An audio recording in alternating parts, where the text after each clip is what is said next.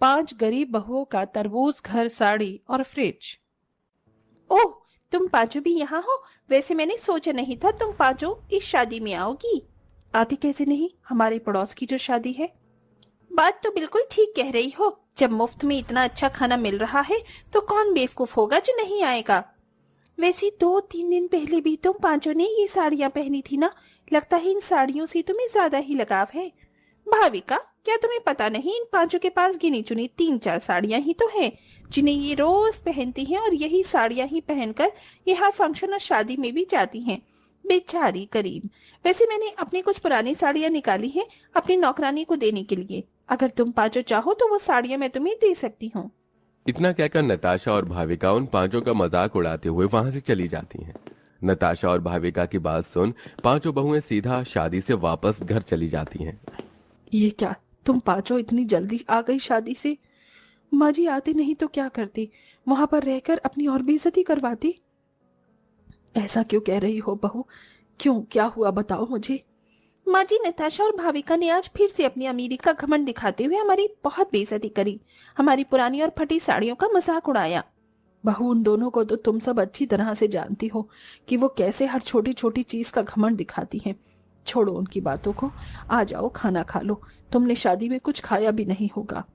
अपनी सास की बात सुन पांचों बहुएं हाथ मुंह धोकर खाना खाती हैं और खाना खाकर चटाई बिछाकर बिना कूलर पंखे के गर्मी में ही अपने छोटे से घर में सो जाती हैं। और ऐसे ही कुछ दिन गुजर जाते हैं। बाप रे बाप, इतनी गर्मी हो रही है। इतनी गर्मी में तो आंगन में बैठकर कपड़े बर्तन भी नहीं धोए जा रहे। पांचों बहुएं कड़ी धूप में आंगन में बैठकर बर्तन और कपड़े धो रही होती हैं कि तभी उनकी पड़ोसन लता वहां आती है। अरे लता काकी, आप? हाँ, ये लो मिठाई, मुंह मीठा करो। मेरा बेटा आज डबल डोर फ्रिज वाला, बड़ा वाला एलईडी और 5 स्टार एसी लेकर आया है। काकी, ये तो बहुत अच्छी खबर सुनाई आपने। आइए अंदर चलिए। ना बाबा ना, तुम्हारे इस ईंट की भट्टी जैसे घर के अंदर तुम ही लोग जाओ। वो क्या है ना, जब मुझे एसी में रहने की आदत पड़ गई है तो मैं इतनी गर्मी में तुम लोगों के घर में नहीं आ सकती। मैं मिठाई रख रही हूँ, तुम पांचों खा लेना। लता की बातें सुन पांचों बहुओं को काफी बेइज्जती महसूस होती है, जिसके बाद वो पांचों अंदर आ जाती हैं। रोशनी, तुम क्यों लता काकी की बातों को लेकर उदास हो रही हो? उदास ना हूं तो और क्या करूं? जब देखो हर कोई हमारी बेइज्जती पर बेइज्जती करता है, कभी कपड़ों को लेकर तो कभी घर को लेकर। न जाने भगवान ऐसी किस्मत लिखता है क्यों है।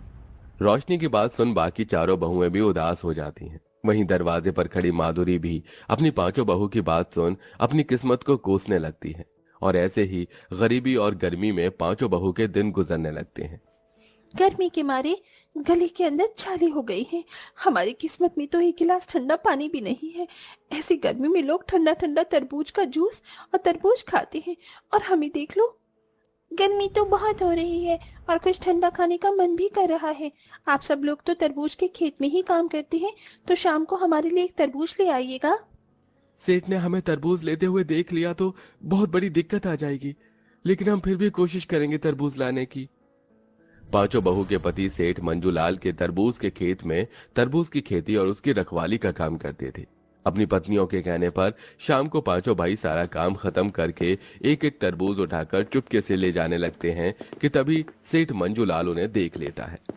अरे तुम पांचों पर मैंने इतना भरोसा किया और तुम पांचों ही मेरे ही खेत में तरबूज चुरा रहे हो। अरे मंजूलाल जी, ये हमने जानबूझकर नहीं किया। हमारी पत्नियों का तरबूज खाने का बड़ा मन कर रहा था और हमारे पास इतने पैसे नहीं थे कि हम उन्हें तरबूज खरीद कर ला कर दे सके, इसलिए हमने खेत से तरबूज लिए। अरे तुम जैसे गरीब लोगों के बहाने मैं अच्छी तरह से जानता हूँ। निकल जाओ मेरे खेत से, और कल से आने की कोई जरूरत नहीं है। मंजूलाल पांचों भाइयों से तरबूज लेकर उन्हें काम से निकाल देता है। जिसके बाद जहां पहले ये परिवार 2 वक्त की रोटी खा रहा था, अब वो 2 वक्त की रोटी भी इन्हें नसीब नहीं होती। 1 हफ्ते से ऊपर हो गया है, अभी तक हमें कहीं पर भी काम नहीं मिल रहा। बस अब बहुत हुआ। अगर हम पांचों को काम नहीं मिल रहा है तो अब हम 5 बहुएं मिलकर काम करेंगी और इस घर को चलाएंगी। लेकिन बहू, तुम काम क्या करोगी? माँ जी कुछ न कुछ काम तो कर ही लेंगे, लेकिन ऐसे हाथ पर हाथ रखकर नहीं बैठेंगे। पांचों बहुएं काम की तलाश में निकल जाती हैं। काफी जगह पर काम ढूंढने के बाद आखिरकार पांचों बहुओं को मजदूरी का काम मिल जाता है, और पांचों बहुएं मजदूरी करके अपना और अपने परिवार का पेट पालती हैं। और ऐसे ही दिन गुजर जाते हैं। पांचों बहुएं हर रोज की तरह शाम को अपना काम खत्म करके घर लौट रही होती हैं कि तभी उन्हें कुछ बच्चों की आवाज आती है। ये इस वक्त बच्चों के खेलने की आवाज कहाँ से आ रही है? यहाँ आसपास तो कोई बच्चे भी नहीं हैं। लगता है ये आवाज जंगल से आ रही है, लेकिन इस वक्त भला जंगल में बच्चे क्या करेंगी? चलो चलकर देखते हैं। उस आवाज का पीछा करते हुए पांचों बहुएं जैसे ही जंगल के अंदर जाती हैं तो देखती हैं कि वहां पर एक बहुत बड़ा तरबूज का खेत है और ढेर सारे तरबूज हैं। वो तरबूज कोई मामूली तरबूज नहीं है, बल्कि उन तरबूज के तो इंसानों की तरह हाथ, पैर, आंखें, मुंह है जो आपस में बात कर रहे हैं। ये नजारा अपनी आंखों से देख पांचों बहुएं बहुत डर जाती हैं और वहां से चुपके जाने लगती हैं कि तभी एक तरबूज की नजर उन पांचों पर पड़ जाती है। हमें कुछ मत करना, हम तो यहाँ गलती से आ गई। डर क्यों रहे हो? हम आपको कोई नुकसान नहीं पहुंचाएंगे। हम तो जादुई तरबूज हैं। लेकिन आप इस वक्त इस जंगल के रास्ते पर क्या कर रही हैं? तरबूज के पूछने पर पांचों बहुएं उन तरबूज को अपनी सारी कहानी बताती हैं, जिसे सुन। ओह अच्छा, तो ये थे। हम आपकी मदद कर सकते हैं, लेकिन आप पांचों को हमसे वादा करना होगा कि आप हमारे बारे में किसी को नहीं बताएंगी। इतना कहकर वो जादुई तरबूज पांचों बहुओं को कुछ बीज देते हैं। हमारी तरह ये जादुई तरबूज के बीज हैं। आप लोग इसे ले जाकर अपने आंगन में बो देना, ये आपकी बहुत मदद करेंगे। जादुई तरबूज, आपका बहुत बहुत शुक्रिया, आपने हमारी मदद की। हम आपसे वादा करते हैं कि हम आपके बारे में किसी को नहीं बताएंगे। पांचों बहुएं उन बीजों को लेकर घर आ जाती हैं और अपने आंगन में बोकर उन्हें पानी दे देती हैं। सुबह होते ही पांचों बहुएं जैसे ही आंगन में आती हैं तो देखती हैं कि उनका आंगन तरबूजों से भर गया है कि तभी एक तरबूज। हेलो, मैं एक जादुई तरबूज हूँ। आप लोगों को तो पता होगा ना कि मैं आपके बहुत काम आ सकता हूँ। आप मुझसे जो भी चाहो वो चीज बना सकती हो। क्या तुम सच कह रहे हो? इसका मतलब हम जादुई तरबूज से घर भी बना सकते हैं। हमारा घर बहुत गर्म है, अगर तरबूज से घर बनेगा तो ठंडा रहेगा। गीता की बात सुन बाकी चारों बहुएं इस बारे में सोचती हैं, जिसके बाद अब पांचों बहुएं अपने आंगन से ढेर सारे तरबूज इकट्ठा करती हैं। वो जैसे ही तरबूज तोड़ती हैं तो वहां पर एक और नया तरबूज आता है। ये देखकर वो बहुत खुश होते हैं और अब ढेर सारे तरबूजों को इकट्ठा करने के बाद वो तरबूज से एक बड़ा सा घर बनाने लगते हैं और कुछ ही देर में पांचों बहू का तरबूज का घर बनकर तैयार हो जाता है। ये तरबूज से बना हुआ घर कितना ज्यादा सुंदर और मजबूत है ना? और इस घर के अंदर से तो तरबूज की खुशबू भी आ रही है।